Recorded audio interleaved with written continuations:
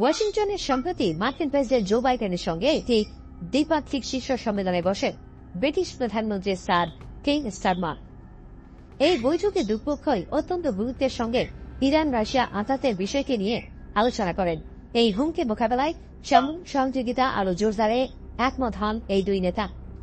মাত্র কয়েকদিন আগেই জানা যায় ইরানকে সমৃদ্ধ ইউরেনিয়ামের 4টি গুরুত্বপূর্ণ চালান পাঠিয়েছে রাশিয়া, যা নিয়ে পরমাণু বোমা বানানো সম্ভব। এরপরই আলোচনায় বসেন এই দুই বিশ্ব নেতা। সম্প্রতি লন্ডন সফর করেন মার্কিন পররাষ্ট্রমন্ত্রী অ্যান্টনি ব্লিংকেন। সফরকালে তিনি বলেন, ইরান ও রাশিয়া বিশ্বকে আগের যেকোনো সময়ের চেয়ে অনেক বেশি নিরাপত্তার ঝুঁকির মধ্যে ফেলেছে। এ সময় ব্লিংকেন বলেন, ইরানের যে প্রযুক্তি প্রয়োজন রাশিয়া তা সরবরাহ করে। এটা অনেকটা দুমুখী পথের মতো। রাশিয়া ইরানকে পরমাণু ও মহাকাশ বিষয়ক তথ্য দেয়। ব্রিটেন, ফ্রান্স ও জার্মানি কেউ চায় না ইরান পরমাণু শক্তিধর রাষ্ট্র হয়ে উঠুক। বিষয়টি নিয়ে ইরানকে বহুবার সতর্ক করেছে। তবে ইরান পরমাণু অস্ত্র নির্মাণের সক্ষমতা অর্জন করেছে কিনা তা জানা যায়নি। 2022 সালের ফেব্রুয়ারি থেকে ইউক্রেনের সঙ্গে পুরোপুরি যুদ্ধে জড়িয়ে পড়ে রাশিয়া।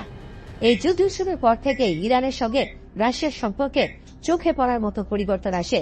অতীতের যে কোনো সময়ের তুলনায় তাদের সম্পর্ক অনেক বেশি ঘনিষ্ঠ হয়ে ওঠে। সামরিক ও প্রযুক্তিগত সহযোগিতা বাড়তে থাকে। ইউক্রেন যুদ্ধে রাশিয়ার অন্যতম ঘনিষ্ঠ সহযোগী হয়ে ওঠে ইরান। নাম প্রকাশে অনিচ্ছুক পেন্টাগনের এক কর্মকর্তা নিউ ইয়র্ক টাইমসকে জানায়, ইউক্রেনের উচিত তাদের দূরপাল্লার ড্রোন প্রকল্পে বিনিয়োগ বন্ধ করা। এই ড্রোনগুলো তাদের বিমান ঘাঁটি, রাডার স্টেশন ও তেল শোধনাগারগুলোতে সমস্যার সৃষ্টি করছে। এগুলো বহুদূর পর্যন্ত উঠতে সক্ষম, এমনকি সাইবেরিয়াতেও পৌঁছে যেতে পারে মানববিহীন এই ক্ষুদে বিমানগুলো। ক্ষেপণাস্ত্রের ব্যবহার নিয়ে সতর্কতা এমন সময় জারি করা হলো যখন জো বাইডেন সিদ্ধান্ত নিতে যাচ্ছে ইউক্রেনকে পশ্চিমাদের তৈরি ক্ষেপণাস্ত্র দিয়ে রাশিয়ার আক্রমণ করার অনুমতি দেবেন কিনা। এই ক্ষেপণাস্ত্রগুলোর মধ্যে ব্রিটেনের স্টর্ম শ্যাডো ক্ষেপণাস্ত্র রয়েছে। স্যার কেইর স্টারমারের সঙ্গে বৈঠকের পর বাইডেন জানান, তিনি এখনও এ ব্যাপারে চূড়ান্ত সিদ্ধান্ত নেননি, তার আরও সময়ের প্রয়োজন। বৈঠকে দুই নেতা ইরানের হুমকি নিয়ে বহুক্ষণ আলোচনা করেন। তেহরান বর্তমানে মস্কোকে প্রযুক্তিগত সহায়তার বিনিময়ে দূরপাল্লার ক্ষেপণাস্ত্র সরবরাহ করছে। এই ক্ষেপণাস্ত্রই রাশিয়া ইউক্রেন যুদ্ধে ব্যবহার করে। এই সময় মূলত তাদের আলোচনায় মস্কো তেহরানকে পরমাণু অস্ত্র প্রযুক্তি সরবরাহের বিষয়টি উঠে আসে। নাম প্রকাশে অনিচ্ছুক এক পশ্চিমা কর্মকর্তা বলেন, প্রথম ক্ষেপণাস্ত্র হামলা না হওয়া পর্যন্ত এ ব্যাপারে অনুমোদন দেয়া হবে না। তবে রাশিয়ার ধারণা, ইউক্রেন থেকে রাশিয়ার ক্ষেপণাস্ত্র ছোড়ার ব্যাপারে সিদ্ধান্ত এরই মধ্যে হয়ে গেছে।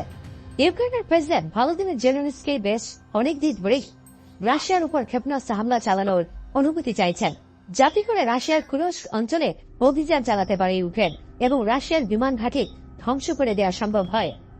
অত্যন্ত নিখুঁত ও দূরপাল্লার ক্ষেপণাস্ত্র রাশিয়ার বিরুদ্ধে যুদ্ধে ইউক্রেনের অন্যতম সহায়। এর সাহায্যে তারা রাশিয়া কেন্দ্রীয় কমান্ড ও সরবরাহ ব্যবস্থা ধ্বংস করার চেষ্টা চালিয়ে যাচ্ছে।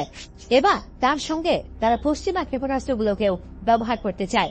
যুক্তরাষ্ট্রের সাবেক দুই প্রতিরক্ষা মন্ত্রী গ্র্যান্ড শেপস ও শ্যাল বেন ওয়ালেস অবশ্য সিদ্ধান্ত নিতে দেরি করার জন্য বাইডেন ও কেইর স্টারমারের তীব্র সমালোচনা করেছেন। তারা মনে করেন এই দুই নেতাই পুতিনের ক্রিয়ানকে পরিণত হয়েছে। শেপস বলেন, স্টারমার নিজে সিদ্ধান্ত নিতে পারছেন না, সিদ্ধান্তের জন্য তিনি তাকিয়ে আছেন বাইডেনের দিকে। এর ফলে কালক্ষেপণ হচ্ছে, যার সুযোগ নেবে রাশিয়া, আর কিয়েভ বঞ্চিত হয়েছে বিজয় থেকে। এই ব্যাপারে সিদ্ধান্ত নিতে অস্বস্তিতে ভুগছেন বাইডেন, কারণ সেক্ষেত্রে ইউক্রেন যুদ্ধের গতি বাড়াবে।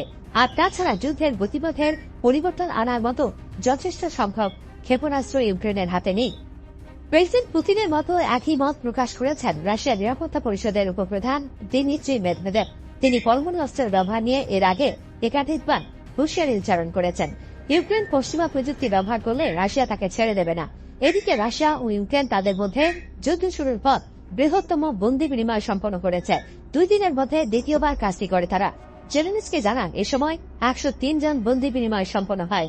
এই বন্দী বিনিময় প্রধান মধ্যস্থতাকারী সংযুক্ত আরব আমিরাত। তাদের ইউক্রেন রাশিয়ার মধ্যে যোগাযোগ রক্ষার একটি গুরুত্বপূর্ণ মাধ্যম হিসেবে বিবেচনা করা হয়।